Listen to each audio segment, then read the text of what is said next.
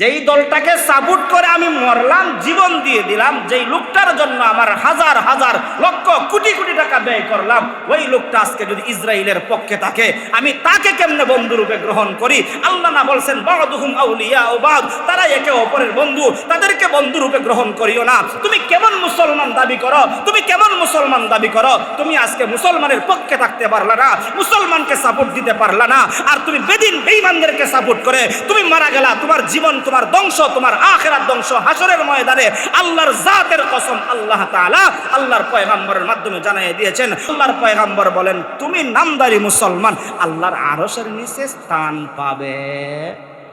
শেষ বার্তা একটা বলে যাই, ভালো মন্দ যেটাই হোক না কেন, তোমার মুসলমানের জন্য মহব্বত থাকা দরকার। কত মানুষ না আর্জেন্টিনার আর ব্রাজিলের জন্য মারা গেছে, স্ট্রোক করছে, প্যারালাইসিস হয়ে গেছে, ব্রেন নষ্ট হয়ে গেছে। হয় কি হয় নাই? হয়েছে কি হয় নাই ভাই? আপনারা তো অনলাইনে তাকেন, দেখেন। আল্লাহ তাআলা কোরআনের মধ্যে বলেছেন, ইয়া আইয়ুহাল্লাযীনা আমানু, হে ঈমানদারগণ। আমরা যারা আছি, আমরা বেঈমান না ঈমানদার? আমরা যদি ঈমানদার হয়ে থাকি, মহব্বত করে বাবা তার সন্তানকে ডাক দেয়, ও আব্দুল করিম, বাবা এদিকে আসো। কি কয়? আব্দুল করিম বলে ডাক দিল, ডাক দিয়া বলে বাবা এদিকে আসো। এই ডাকটা দেওয়ার পরে সন্তান খাস কাম ফালাইতে হয়, আমার আব্বাই ডাকছে, মুখটা বইরা বাবার ডাকে সাড়া দিয়া সন্তান তার বাবার সামনে দাঁড়ায় যায়। তখন সময় বাবা খুশি হয় না বেজার হয়? আরো জোরে বলেন, খুশি হয়। তো আল্লাহ ডাক দিয়েছেন, ইয়া আইয়ুহাল্লাযীনা আমানু, হে আমার ইমানদার বান্দা বান্দিগণ, হে আমার ইমানদারগণ। আল্লাহ মহব্বত করে ডাক দিয়েছেন। ডাক দিয়া বাবা ডাক দিল, ডাক দিয়া কি কাছে আনছে প্রয়োজন সারা না প্রয়োজন আছে?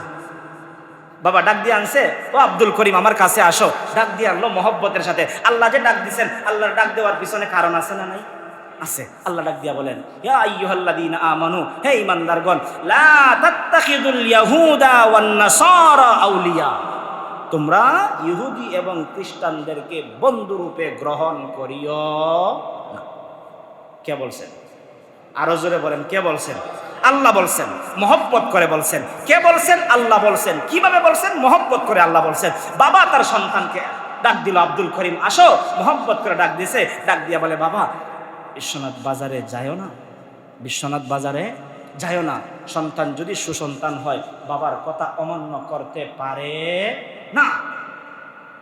আল্লাহ তাআলা যদি সত্য হয়ে থাকেন, কুল্লু মান আলাইহা ফান ওয়া ইয়াবকা ওয়াজহু রাব্বিকা যুল জালালি ওয়াল ইকরাম, সম্মান আর মর্যাদার অধিকারী আল্লাহ ছিলেন, আছেন, থাকবেন। ওই আল্লাহ যদি সত্য হয়ে থাকেন, আল্লাহ মহব্বত করে ডাক দিয়া ইলামের গাঁও বলেন, বিশ্বনাথ বলেন, সিলেট বলেন, বাংলাদেশ বলেন, পৃথিবীর সমস্ত মুসলমান ইমানদারকে আল্লাহ ডাক দিয়া বলেন, হে ইমানদারগণ, তোমরা ইহুদি খ্রিস্টানদেরকে বন্ধুরূপে গ্রহণ করিও। আরো জোরে বলেন, করিও না। কেন করবা না? বাবা বইলা দেয়, বিশ্বনাথ বাজারে কেন যাইবা না জানো? ব্রিজের মধ্যে বাঘ আছে। কি আছে? কথার কথা, ব্রিজে যাইও না বাবা। কেন যাইও না? ব্রিজের মধ্যে কি আছে?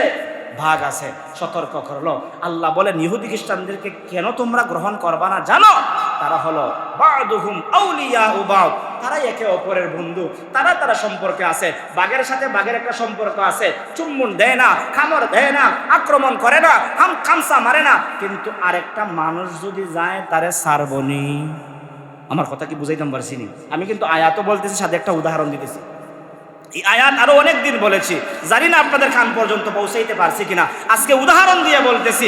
বাঘের সামনে যদি বিশ্বনাথের বড় একজন নেতা গিয়া কয়, আমি আইছি, এই বেটা আমার খামর দিস না, ছাড়বনি। কিন্তু বাবা যে বলল ব্রিজে যাইও না, যদি মানতো তাহলে অবশ্যই সে কি করতো? বেঁচে যাইতো। আল্লাহ বলছেন, বা'দুহুম আউলিয়া ও বা'দ, তারা একে অপরের বন্ধু। সাবধান আমার বান্দা বান্দিরা, তোমরা ওই ইহুদি খ্রিস্টানদেরকে বন্ধুরূপে গ্রহণ করিও না। দেখলাম তো খেলা দেখি না। আল্লাহর জাতের কসম, মসজিদের ভিতরে বসে বলতেছি, যেই দিন থেকে ওই কথা শুনেছি, ওই দিন থেকে আর কোনোদিন খেলা দেখি না। তুমি যুবক, তোমার খেলা দেখতে মন চায়, আমার কি খেলা দেখতে মন চায় না? তোমাকে আল্লাহ যৌবন দান করছে, আমাকে কি আল্লাহ যৌবন দেন নাই? আমি তো অনলাইনের মাধ্যমে যতটুকু দেখলাম, একই গ্যালারি থেকে পতাকা উড়েছে, একই গ্যালারি থেকে ইসরায়েলের পতাকা উড়েছে। সেটার দ্বারা বোঝা গেল দুইটা দলের পার্থক্য, দুইটা মানুষের দুইটা অন্তর নিয়ে ওই জায়গায় গিয়েছে। মহব্বত দেখায় সে পতাকাটা উঠাইলো। আমি ভালো মন্দ সেটা বলতে চাই না, খেলার পক্ষে বিপক্ষে বলতে চাই না, কিন্তু যেই লোকটা সাপোর্ট করে আমি মরলাম, যেই দলটাকে সাপোর্ট করে আমি মরলাম, জীবন দিয়ে দিলাম, যেই লোকটার জন্য আমার হাজার হাজার লক্ষ কোটি কোটি টাকা ব্যয় করলাম, ওই লোকটা আজকে যদি ইসরায়েলের পক্ষে থাকে, আমি তাকে কেমনে বন্ধুরূপে গ্রহণ করি?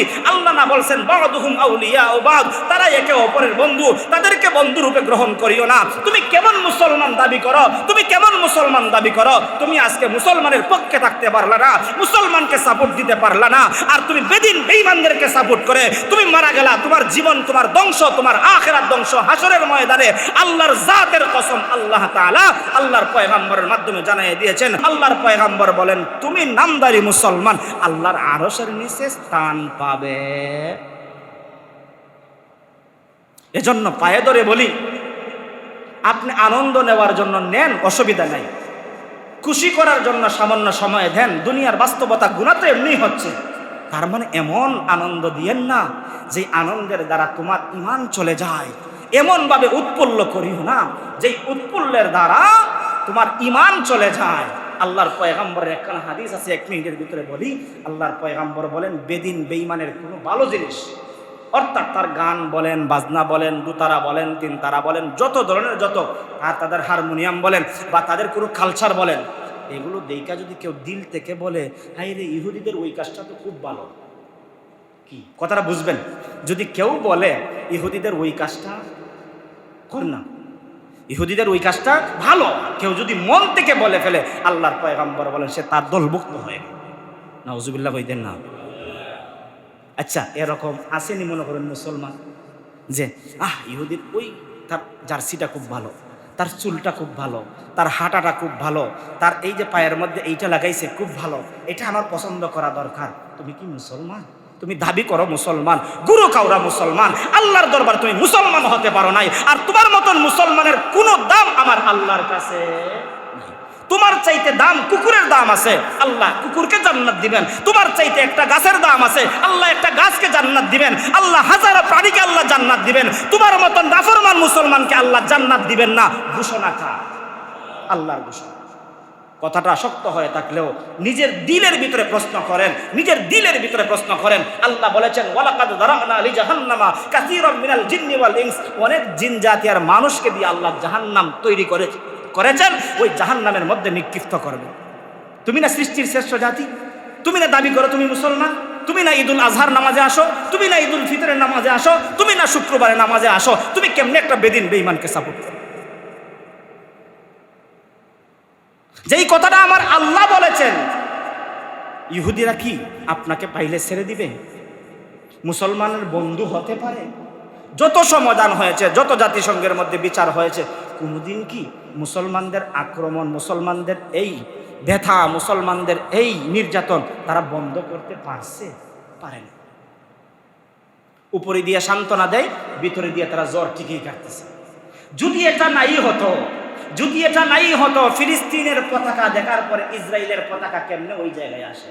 তার মানে বোঝা গেছে প্রত্যেকের দিলের মধ্যে যার যার ধর্মের একটা টান আছে। তুমি না মুসলমান, তোমার টান কি ছিল? কথার কথা লম্বা হয়ে যাচ্ছে, আজকেই তো বলতেছি। পতাকা বাংলাদেশে যদি আপনি টাঙ্গান, আপনাকে জঙ্গি তকমা দিবে। লা ইলাহা ইল্লাল্লাহ মুহাম্মাদুর রাসূলুল্লাহর পতাকা আপনার বাড়ির সামনে টানায় রাখেন, আপনাকে জঙ্গি বলবে।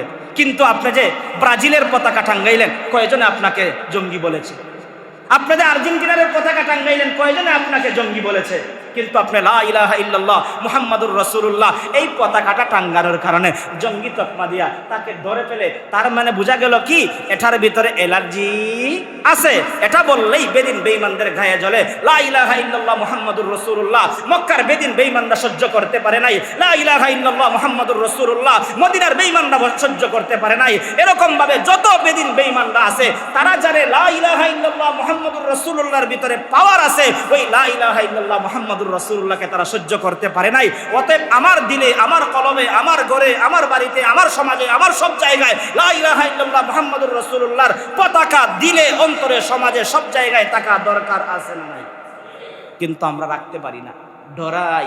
ইমানটা এত দুর্বল হইছে, আমরা কই আচ্ছা মেসাবে যেটা কইছো নিটা, আর অমুক নেতায় যেটা কইছো নিটা, তাড়াতাড়ি নামা, তাড়াতাড়ি নামা, ডরাই করে কালকেই মামলা দিয়া দিব।